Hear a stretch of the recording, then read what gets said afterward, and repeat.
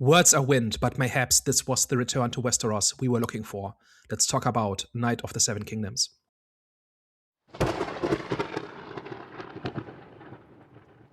Hello, everyone. Welcome back. We are back, the Eye of the Storm podcast. So today we are going to be discussing or debating Knights of the Seven Kingdoms. Danny G, please give us your famous synopsises. So, A Knight of the Seven Kingdoms is a fantasy drama series based on the George R. R. Martin novellas Tales of Dunk and Egg, which follow the adventures of Sir Duncan the Tall, who is a hedge knight in Westeros during the Targaryen dynasty, about 100 years before the events of Game of Thrones. The story begins when his mentor dies and he takes up the mantle of hedge knight from his mentor and seeks out a tourney in which he wants to enlist in order to make a name for himself. On the way, he encounters a young boy named Egg who wants to squire for him. And together, they then try to compete in the tourney where Dunk makes some of his first experiences with the realities of nobility and feudalism in Westeros. So, what did we think of A Knight of the Seven Kingdoms? I liked it. I'll start off by saying that. Actually, no, I should start off by saying it's definitely not the best thing I've seen from the Game of Thrones franchise, even though there's only been three things, really, I believe. I actually do prefer the first season of House of the Dragons. The reason why I'm starting off like this is because obviously the reaction on the internet for me, I found it to be very surprising. I think one of the episodes, I don't know if it was episode 5 or episode 6, one of the episodes, or maybe episode 4 of Knights of the Kingdom pretty much became the highest rated IMDb episode of all time, overtaking a Breaking Bad episode. So when I just saw the reaction, the way that people were talking about it, I was like, this is good. Don't get it twisted. Like, you know what I'm saying? It's good, but it's not like one of the best. It's not like whatever episode that was rated, I think it was a 9.7 or 9.9, one of them. It was not a 9.7 or 9.9. It was a very good episode, but it was not the best ever episode I've seen on TV. So I was just very surprised at just the public reaction. Aside from that, in terms of my experience with it, I really enjoyed it. I think because when I watched the trailer, I thought I was going to get something like a Marvel tone series, which I was not looking forward to. However, believe that after watching it, I believe that they had the right amount of humor. It wasn't over the board immature type of humor. It was just, for me, it was the right type of humor at the right moments. I really liked what I was watching, man. They had that serious tone at the same time as well. The storyline was really good. The performances were really good. Overall, this gets a thumbs up for me. Yeah. I'm also in the same boat in terms of like I actually like really enjoy this series, and I kind of half think you're kind of doing it a disservice by comparing it to other stuff within the Game of Thrones franchise, just because it kind of like is its own thing, and it's kind of like doing its own thing, and this is kind of what you kind of want these like big franchises to do. You want them to, it's a big universe. It's got like a lot of history behind it, which kind of George R. R. Martin kind of put together and like kind of pieced out in his books and stuff. So there's like a rich history to kind of pull from, and not all of it needs to sort of like tie into what the main attraction was with the original Game of Thrones series. Obviously, it's got things in there that you can kind of like recognize, but they're not in there because they're member berries. They're kind of in there because they just are part of like the fabric of the universe. So like, things like the Baratheons and things like, the Targaryens and stuff like that. They're not in there because, oh, look, you remember this or whatever. So I kind of appreciate it for that. I think I agree with you. Like the tone of it, it's like perfect. The grittiness, kind of like down to earth, less, I would say like less formal or less kind of serious. And I just said you shouldn't compare it to like the original Game of Thrones series, but I'm only saying that because it just kind of gives you like a fresh flavor, and it's done in the right way. And that, I recognize this world, and I like this world, and you give me a new kind of perspective on it, and I find myself kind of seeing these new characters that like I didn't know before, like Dunk and Egg, like I'd never come across them like before, and especially Egg. Like Egg, I don't know what they're doing to child actors currently, but they're definitely hitting out of the park, between him and some of the other things that we've watched. But for sure, like Egg was just like so like engrossing, and like he just like had this like level of like charm and like endearingness about him in the show, which kind of made it easy to, I won't say like fall in love with him, like, and just kind of like root for like him and Dunk. Made it easy for you to kind of like root for him in Dunk. You then also get like the whole like brutalness and like, I say like the brutality that you kind of get from these Game of Thrones franchise with like the Tourney of the Seven and like how like brutal that fight is and stuff like that. And just like even like some of like the flashbacks and some of the deaths that we see in this and stuff that you kind of come to, see and expect from Game of Thrones. It's just like it hits all of like the right tones all the time whilst being its own thing. I was like half skeptical, half not, But after seeing this, I'm like, whatever you have planned next, I trust you to make it its own thing whilst maintaining the same identity. So yeah, not the greatest series of all time, but it's like a very good, like I'm very happy I watched this. So I was really into, especially the books about 10 years ago. Around that time, I read all of the Duncan Egg novellas, of which there are, I think, 3 at the moment. I'm not sure. There might be, I think a 4th one is in the works. I'm not sure. I like them a lot. And I always, even back then, I thought this is just really easy to adapt into a show because it's very grounded, it's short, it's self-contained, with a limited number of important characters. And it's been too long for me to exactly point by point compare just how accurate this is, but this is pretty close to hitting the spirit of those novellas, which is seeing, first of all, a time in Westeros while the Targaryens are still around and are not exactly at the height of their power, but they're still in charge. And we're seeing Westerosi feudalism kind of from the ground. And that is why we're following a hedge knight, and that is the purpose of Egg. And like all these stories are very small, very grounded, very ground floor. And I like all of that. And I think this show really realizes them really well. I think Dunk is exactly the well-meaning oaf he needs to be. I think Egg is the precocious prince who wants to be a good person and who was kind of born with a conscience, and that makes him a terrible Targaryen. And then all these different situations that these two come in, and I hope they like, I know a season 2 is in the works, but I hope they get to cover the other novellas as well, because those go to some interesting places. And we're seeing just a slice of Westeros that we have not seen before. I wouldn't say this is a perfect adaptation. There were a few places where I thought, okay, we've seen Westeros, the nobles of Westeros, be awful people for a while now. And like we've seen this before. Can we skip to the good parts? And then they did. And then they eventually got to the good parts. And the stuff that really needs to work in this really works. And I'm very happy with what I saw. And I hope they continue this. I say this as somebody who took the last 3 seasons of Game of Thrones very personally and who has not been able to get into House of the Dragon. And like for me, this is like coming home. This is like revisiting something that meant something to me 10 years ago. And they've kind of essentially given up on. Like the new books are not coming out.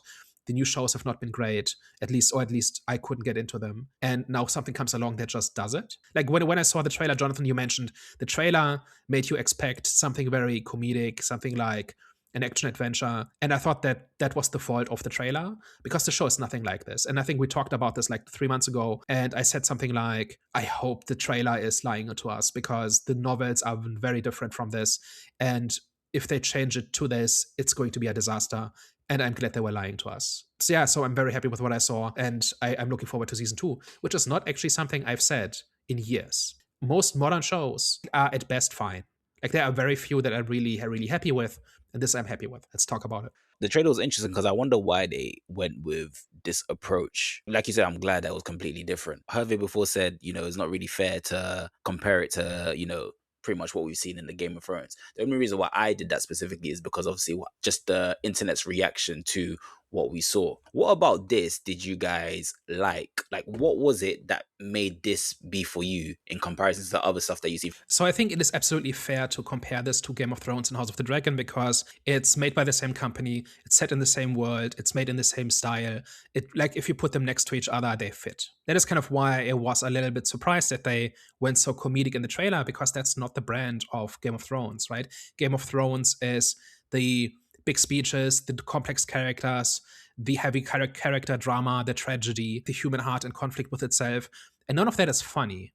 Like Game of Thrones has had things in it that were funny from time to time. But even that tended to be overplayed a little bit. If we got one more scene in which we talk about how popular Podrick is with the ladies, I was going to flip my monitor over. Like, if you guys remember that.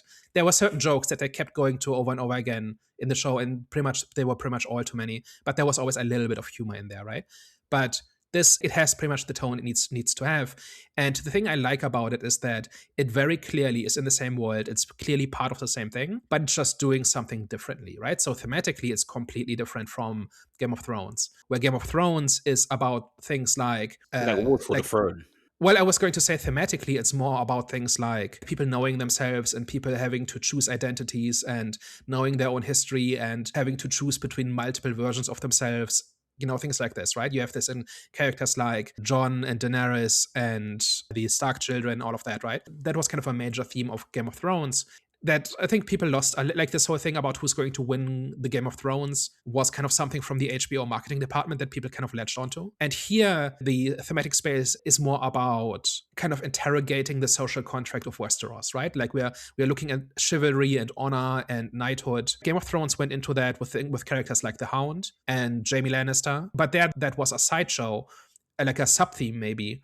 And here it's the entire thing. First of all, we have like Junk is not a proper knight, he's a hedge knight, which is already at the bottom of the social hierarchy, and he's lying about being a hedge knight. And his squire is somebody who's lying about not being a prince. And the rulers are lying about being honorable knights and protecting the innocent. And in fact, they brutalize the innocent and all of that, right? So the entire story is predicated on this question of what is honor, what is chivalry, what is knighthood, by what right do the people who are in a position of power earn that place? Like, do they live up to what they say they are for? Because it's George R. Martin, the answer is no. Like, if anything, it's a little bit too clear cut because there are very few proper knights who behave like knights in this.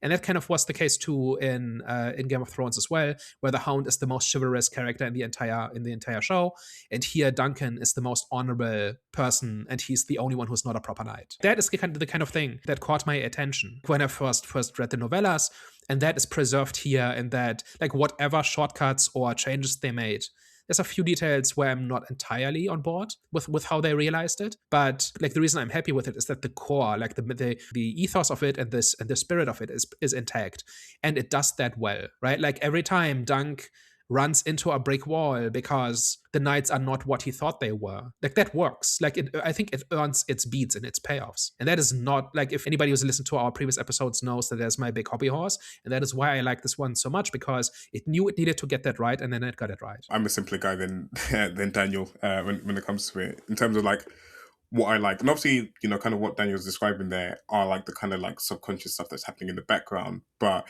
for me, it's like it's simple. You kind of are presented with sort of this knight, like Daniel said, he's not really a proper knight, so he's kind of already has like a disadvantage to sort of know his story and what he's trying to be, and he's like kind of going through all these challenges, and he's like very well meaning, and he's like Daniel said, he's just like a bit of an oaf, and you just kind of feel bad for him. You're kind of like rooting for him because he's just only ever wanted like one thing in his life. And especially when you then also like when they add to it and they give some of his like backstory and like some of his like early life kind of growing up, there are like areas that I think it's Flea Bottom or whatever, and the one friend that he had kind of growing up in that environment, it was just like all very like charming, very endearing. And then you then create this like dynamic between himself and Egg, and you know, just like their back and forth banter. And he's meant to be like a squire, but it's almost like a big brother like type dynamic that they have, where he kind of threatens him when he's like maybe like trying to like be a little bit cheeky and like take a step too far, but he's also kind of like well-meaning and like, you know, it's like warm to him as well. When he takes an Egg, he promised him he will only beat him if he deserves it. That makes him a good guy. That does make him a good guy. No, but I mean, it's topping him up in the right way, to be fair.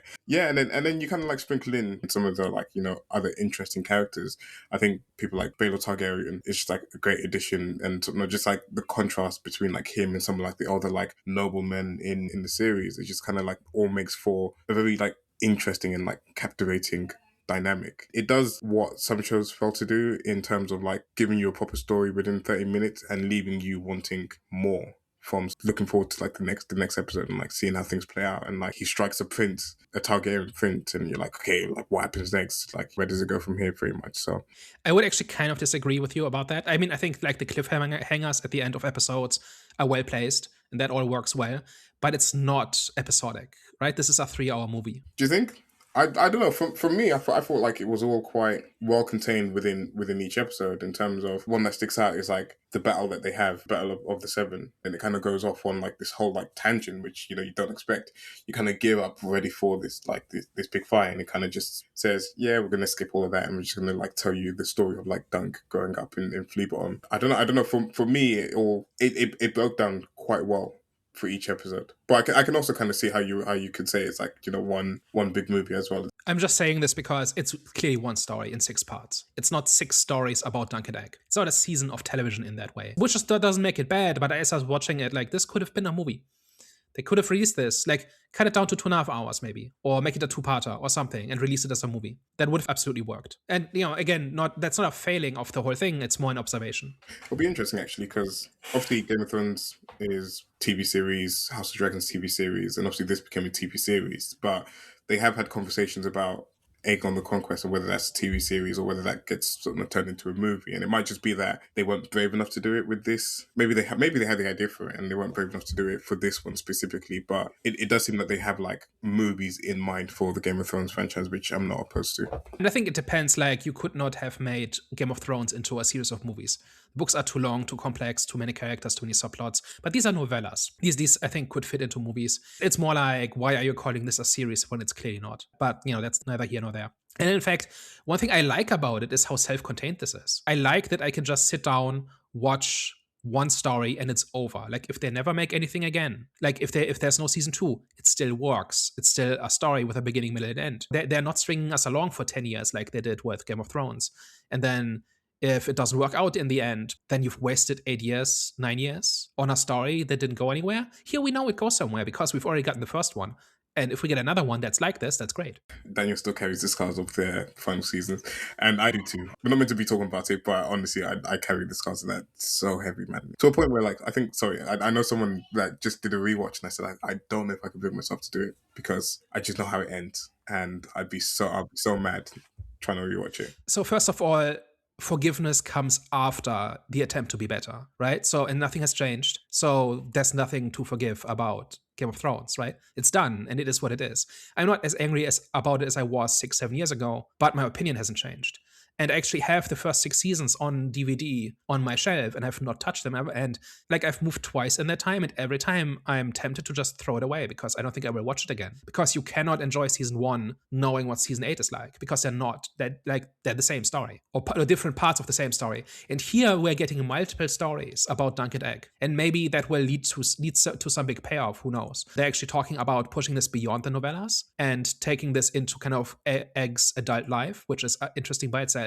But each of the novellas is a self-contained story that explores a different aspect of what Dunk and Egg are about. But you don't need to like see them in sequence, and season 1 is not making us hopeful for a good payoff in 4 seasons 8 years from now. That's kind of why I'm celebrating this so much, because it's not exactly episodic, but it is small and is self-contained. I like this. I want more of this. That was actually going to link to my next question in terms of the whole scalability shift, because obviously we went from wars for the throne, which I was mentioning before, to now a tournament in the field. So I was going to ask, I was literally going to ask, is this the kind of stories that you guys want to see? Because obviously I think people might have issues with minimizing the world of Westeros, because like I said, we were introduced to like Westeros, so the first thing you can think of is like a gigantic type of story in terms of like just what you're seeing, to just like I said, storylines, etc., right? Just the world of it. Whereas this one, like I said, it was based on a tournament, a story of a knight and Egg.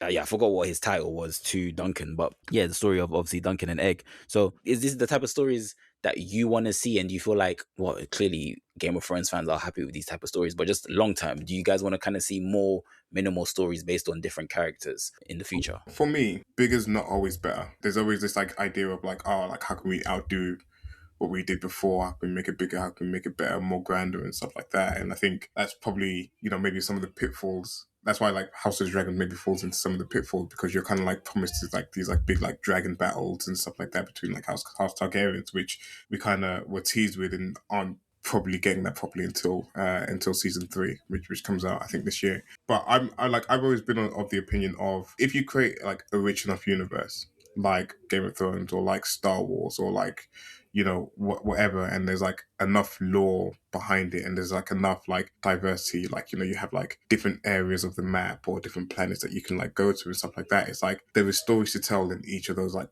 pockets within the universe. If you want to like kind of keep people within a world that they've kind of like bought into, or like a world that they feel at home in, because of like something that they watched before. It's like, for me, it's not about like the scale of it. It's not like it being like grander in scale or smaller in scale. It's what's the story that you want to tell.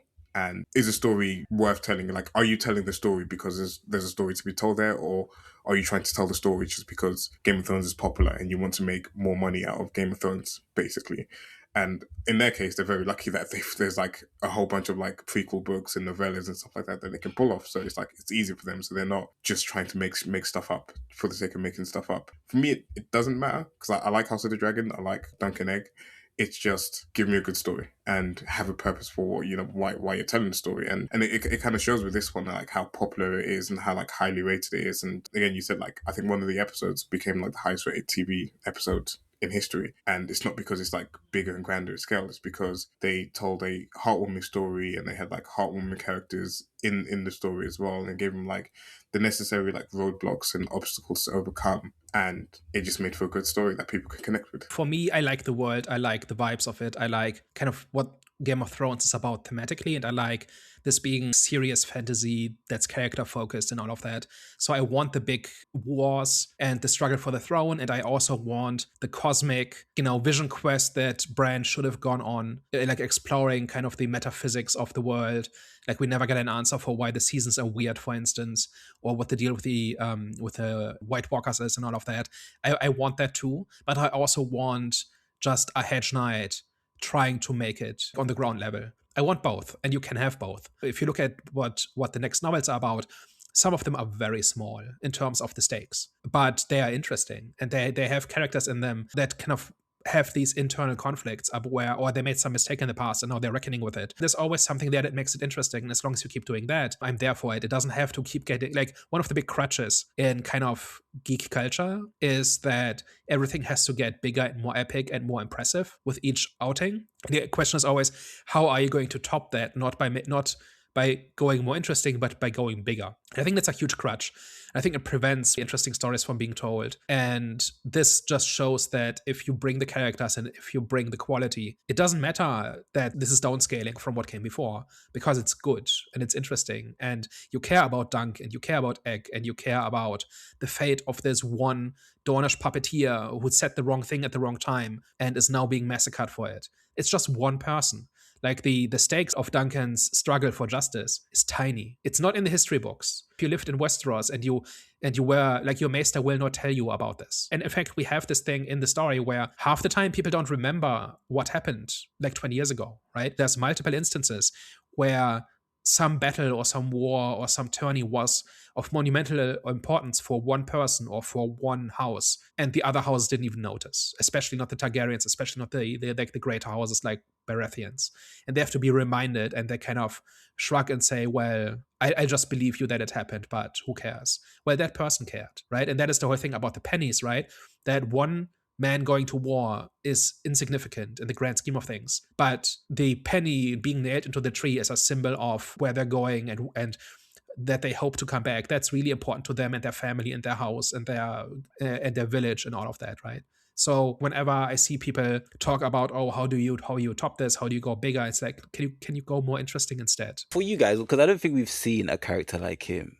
I'm just trying to think of other characters that we've seen like in this whole franchise. I don't think we've seen characters like him where he's got kind of like, that rigid sense of right and wrong, like a moral compass, for example.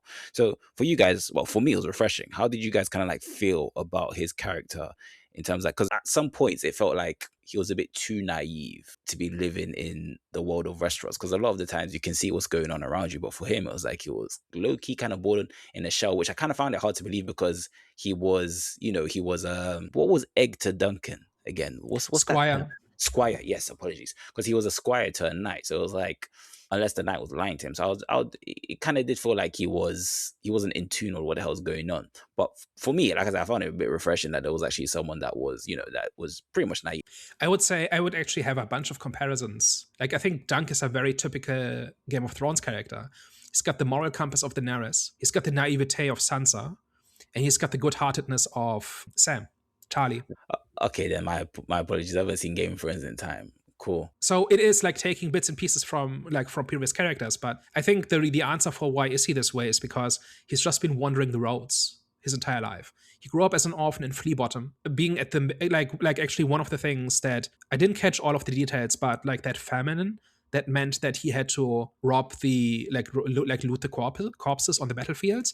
I think that was the Targaryen Civil War, where the Targaryen dynasty, and maybe they will go, like they mentioned this a little bit in this series, but they will probably go into this a little bit more in the next ones, where the Targaryens essentially had a succession crisis, and they split down the middle and they fought each other. And like they had more than one of this. Like there's one called the Dance of the Dragons, which was bad news because two armies of dragon riders fighting each other, not a good time. But this was after that, when they didn't have dragons anymore and they were just two armies fighting each other. And Dunk was kind of thrown into kind of this poverty and this desperation because of the knock-on effects of this war that led to refugees and famine and all of this. And he had no idea. He couldn't tell you what the war was about. He just knew, he can feed himself and his friend by taking money off the dead princess. That's his understanding. And then he didn't get any education after that.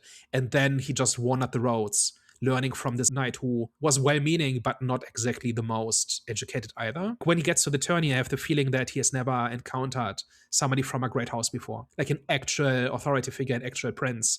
Like, never mind actual princes, even just the Baratheons or the Ashfords or any of those who are like the Ashfords are kind of like the middle management of feudalism, right? Where they are small fries. Like, I don't think they ever show up in the main story. If you are in King's Landing, the Ashfords are nobodies. But if you are Dunk, they are the biggest fish you will deal with today. And like, that's a new experience to him. And that is why he's so shocked when he sees the behavior of these nobles up close, because they are not what he has been told. Mm-hmm. Speaking of pretty much the small folk, the nobodies, in this series, we spend a lot of time with the lower class. Obviously with the the puppeteers and the smiths. Obviously, with your prior knowledge of the whole Targaryen dynasty, this series kind of like change your perspective. Obviously, like I said, because we were spending a lot of time with the lower class, obviously we saw how they were treated. Were you expecting what you saw? I was expecting a little bit more showmanship from the Targaryens. When they put on the armor and when they break out the banners, there's a little bit of that. But I always,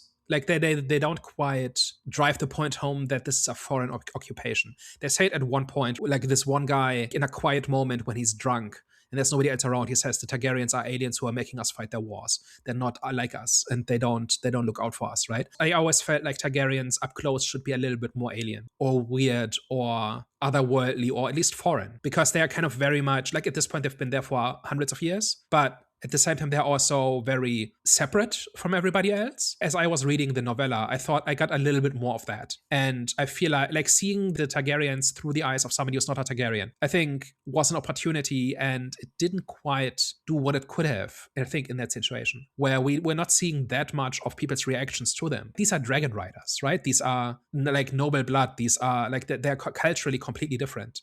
They have a completely different religion, completely different culture, completely different history, completely different everything from everybody else. And they feel a little bit mundane. And maybe that's the point, that they're just people. But I think maybe take one more step is kind of what I would have said.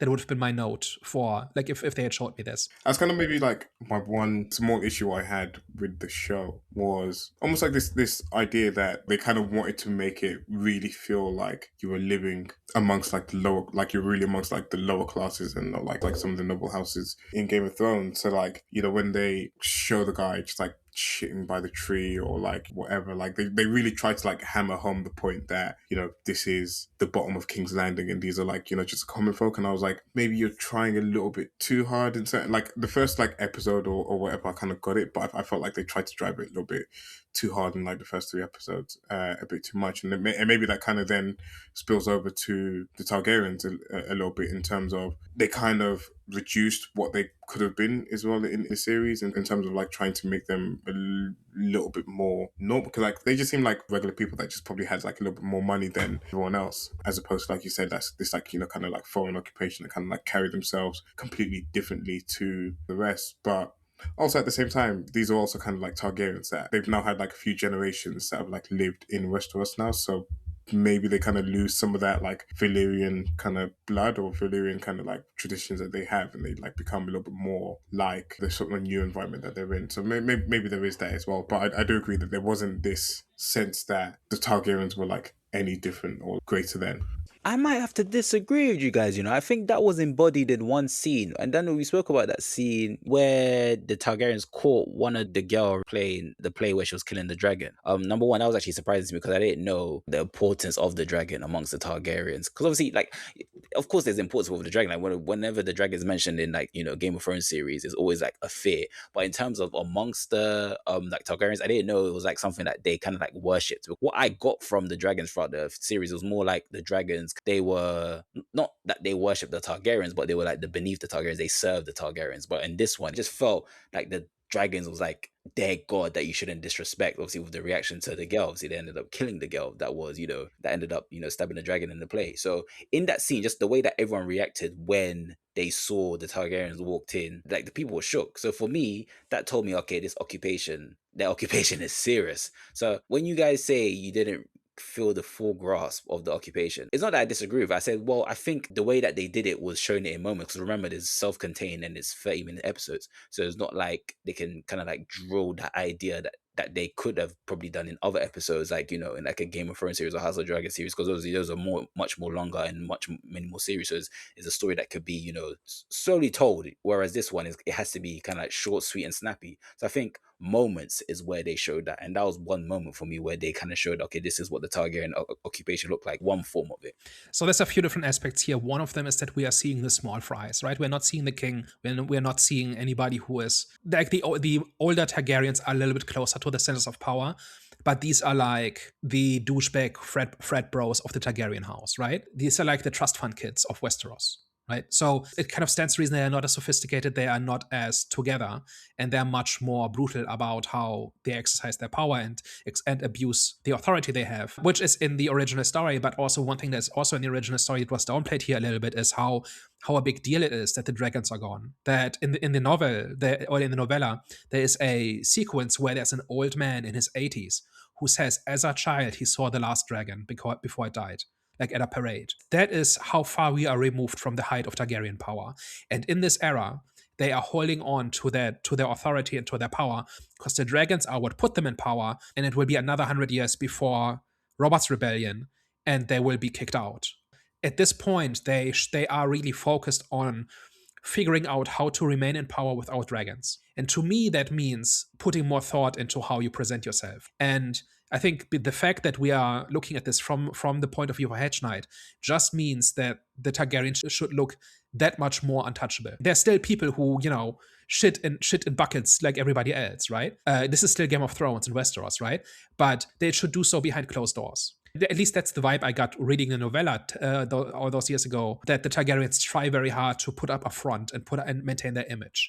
And that wasn't really here as much. The other aspect of it is the whole thing about the dragon is that everybody in Westeros speaks like a pretentious poet. So when they talk about killing the dragon, they mean killing Targaryens or disobeying Targaryens, right? The sigils are baked into the language. There's a passage in the books where they talk something about like wolves hunting squids in the forests. And what that person means is the Starks are taking the fight to the, what are the Ironborn called? You know who I mean, right? Like the Ironborn who have taken over Winterfell, right? But they talk about Greyjoys, yeah. So those are the squids, right?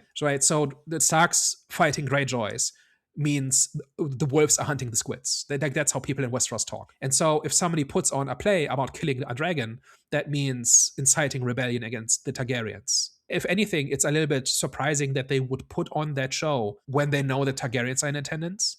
Like that was maybe the one plot hole, or maybe I missed something where they didn't expect the Targaryens to be there or something. But this is like heavy stuff. There's stuff in the real world that, if you live in like a dictatorship or something, where people are very mindful of that kind of symbolism, and anybody in Westeros should be. I'm actually not sure if Dawn is part of the Seven Kingdoms at this point. There's a point at which they join. I think they are at this point. But like maybe because she's from Dawn, she's not as clued into that because there's more distance or something. I don't know. But the fact that in the play somebody kills a dragon is spicy politically. Okay, that makes sense. Thank you. Doesn't justify killing her in this way, right? I'm just saying it's predictable. Yeah. Okay, I get that. I've got another question for you guys. As somebody who has not read the novellas, what did you think of the reveal of who Egg was.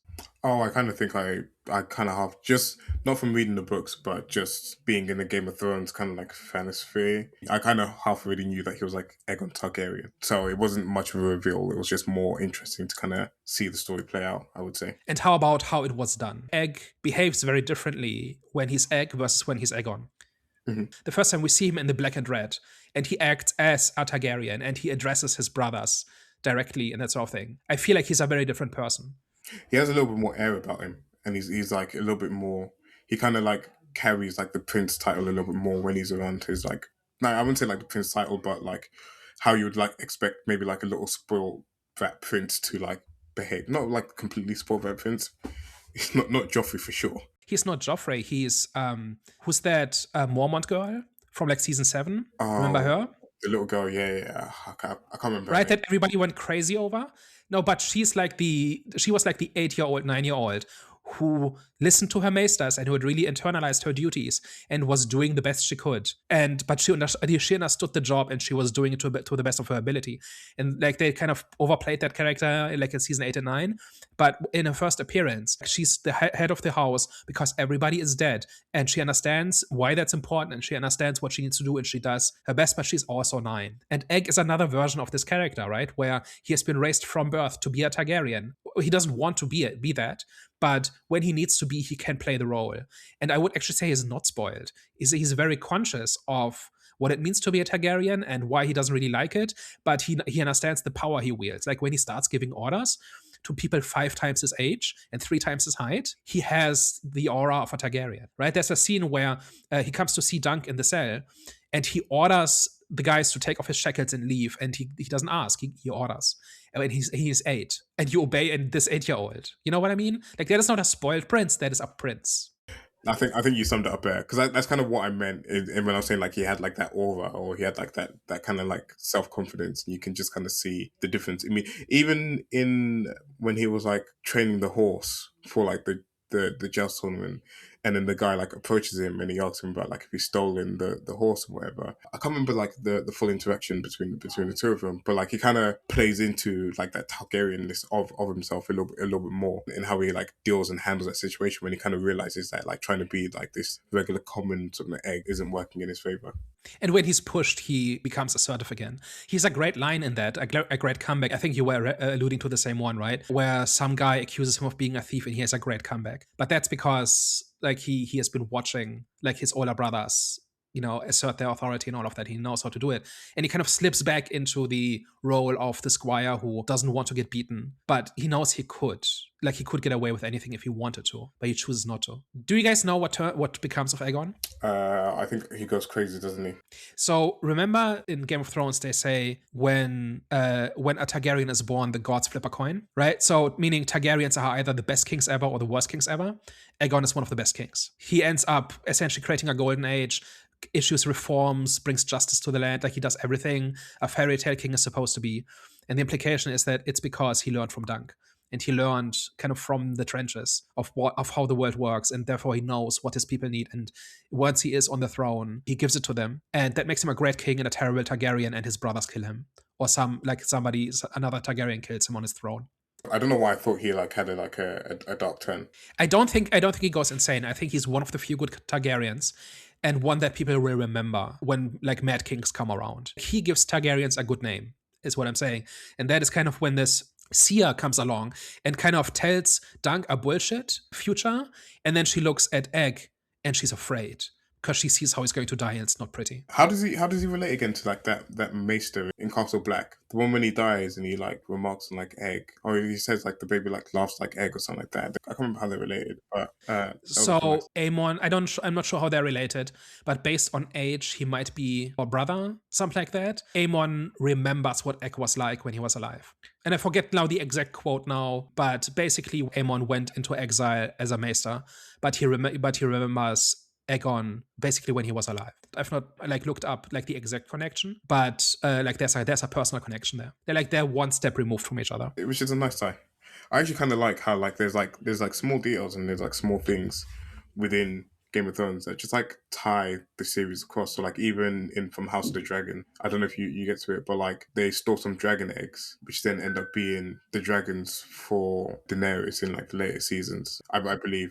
But it's just like stuff like that where it's like, you know, you're connecting it really well. Like you're making sure that it's like connected to the wider universe, wider world of Game of Thrones, but also like it's its own thing as well still.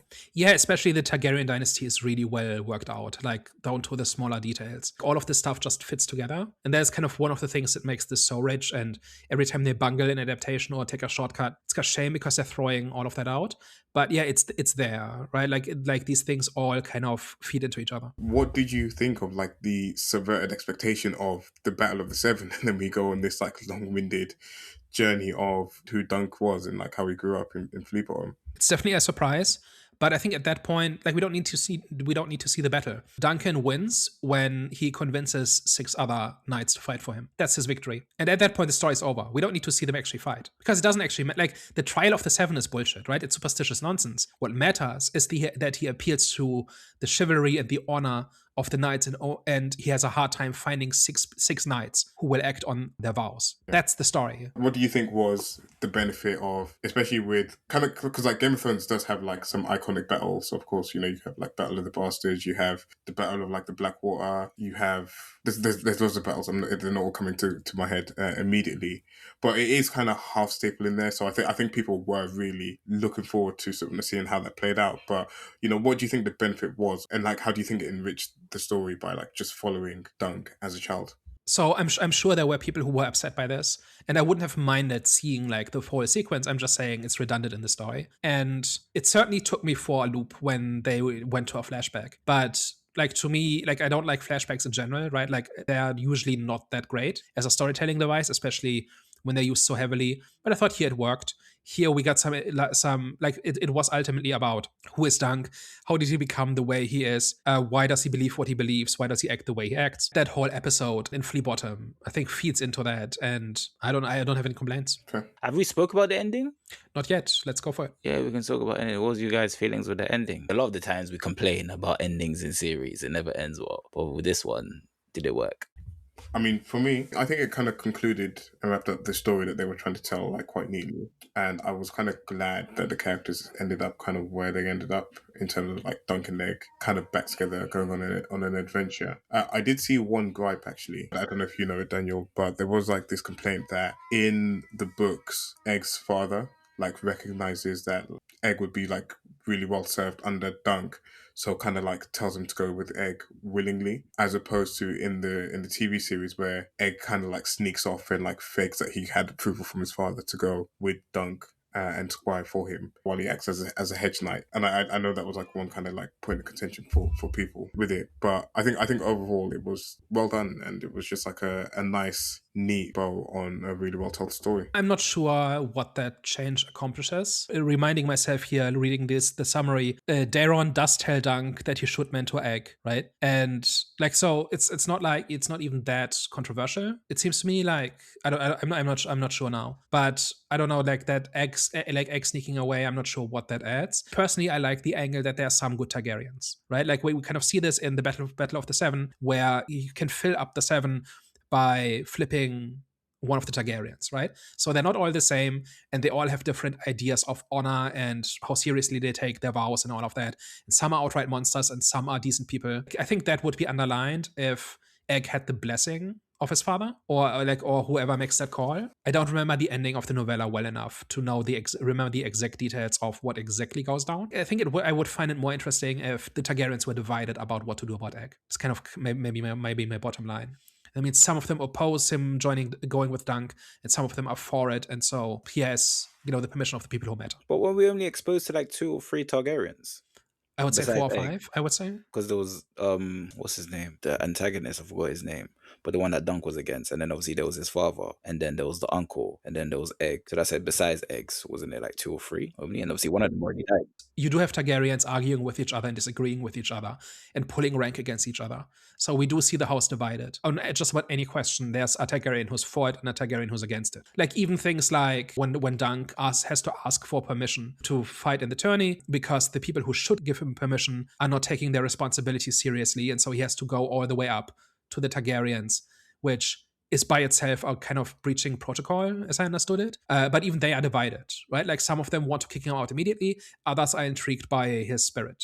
So I kind of like the idea that the houses are not a monolith here, and that it comes down to how, like, even when the one Targaryen flips and joins Dunk, his reasoning for it, I thought, made sense. So basically, I like how human they are in a way, even though 20 minutes ago I complained about them not about being too human. But like in that way, like I like the idea that everybody has their reasons for doing what they do. But to go back all the way back to the question, I didn't mind it. It seems like a bit of a pointless change because I don't know that it really changes that much for Egg, because he already ran away once. So doing it a second time, I don't know that changes anything. I don't know. Okay. Well, last thoughts.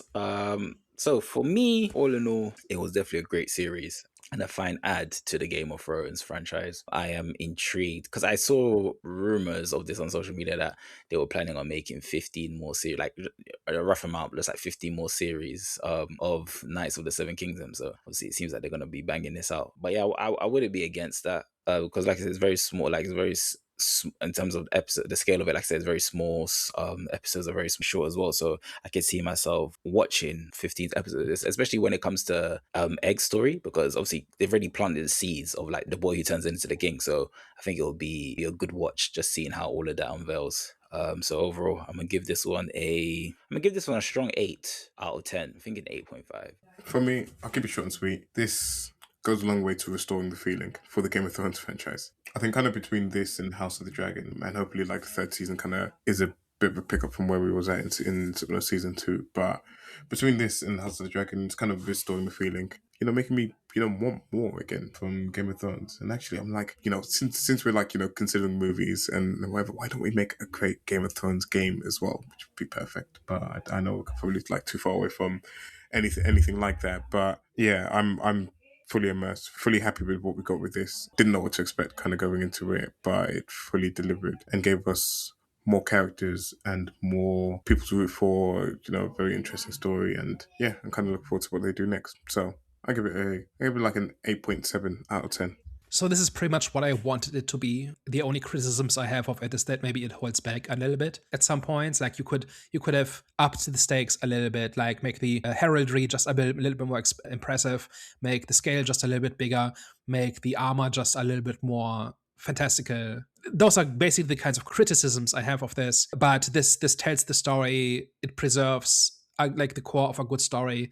It adapts it well. The casting's great. The performances are great. And more than anything, like Hervé, like you said, it kind of shows that you can still make good shows in Westeros. And if this is the start of return to form, where we just get good characters, good stories that are about something, and that don't drag this out forever, but just go in, tell a story, and get out, and then do the next one.